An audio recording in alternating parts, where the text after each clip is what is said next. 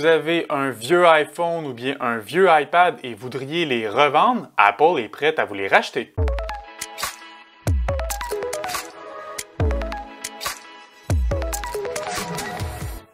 Chaque année, Apple dévoile de nouveaux produits, un nouvel iPhone, un nouvel iPad. Et cette année, donc, c'est le iPhone 13, iPad 9e génération et iPad mini 6e génération. Si jamais ça vous intéresse d'en apprendre plus sur ces nouveaux appareils-là, on a rédigé des chroniques et les liens se trouvent plus bas. Mais toujours est-il que lorsque ces annonces-là sont faites, peut-être que ces nouveaux appareils-là, ça nous tente de les avoir. Peut-être parce que d'un côté, on a vraiment un vieux iPhone ou un vieux iPad, puis on a besoin de se mettre à jour, ou bien complètement de l'autre côté, on est peut-être un gros amateur de techno qui voulons toujours avoir ce qu'il y a de plus récent et de ce qu'il y a de meilleur en fait qui est offert par Apple. Et donc, que faire avec notre vieux iPhone ou notre vieux iPad? Forcément, on peut essayer de le revendre sur des sites de particuliers comme Marketplace, Kijiji ou quoi que ce soit, mais bon, ça peut être un petit peu laborieux, ça peut être difficile de les revendre et toujours est-il qu'on se questionne peut-être à savoir combien ça peut exactement valoir concrètement.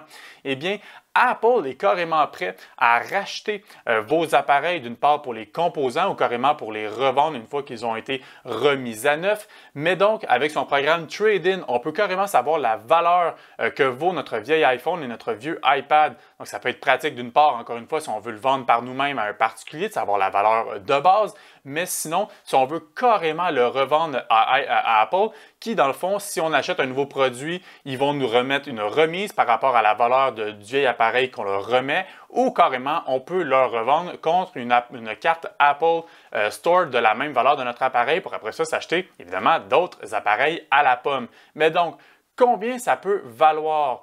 D'une part, on va commencer avec les iPhones. Vous pouvez en ce moment voir toute la liste des prix. Donc, ça va vraiment varier selon le modèle que l'on a. Donc, par exemple, le iPhone 12 Pro Max, c'est jusqu'à 925 $. Un iPhone 6S, qui est vraiment c'est la limite de ce qu'ils sont prêts à reprendre, ça va jusqu'à 45 $.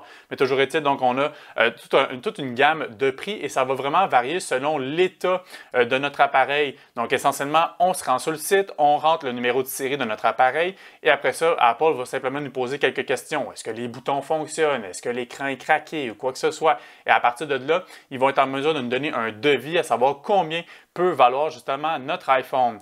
Du côté des iPads, encore une fois, on peut retrouver les valeurs. C'est un petit peu moins précis sur la page parce qu'on peut voir, bon, iPad Pro, ça va jusqu'à 730 $, iPad mini jusqu'à 300 $. Toujours, ça varie toujours, encore une fois, selon l'état de l'appareil et exactement le modèle précis. Mais lorsqu'on se rend sur la page, vraiment, on peut voir tous les différents modèles qui sont offerts, en fait, qu'on peut revendre. Et donc, on clique là-dessus. Bon, c'est quel modèle? Est-ce que c'est un modèle Wi-Fi ou un modèle cellulaire? Combien de gigs qu'il y a là-dedans. Après ça, savoir, bon, encore une fois, l'état de l'appareil. Est-ce que les boutons fonctionnent? Est-ce que c'est craqué? Est-ce que le port d'alimentation fonctionne? Et à partir de là, on va être en mesure d'avoir, encore une fois, un prix estimé de combien ça vaut. Si jamais ça vous intéresse justement de savoir combien peut valoir votre vieil iPhone ou votre vieux iPad, on a mis les liens plus bas dans la chronique.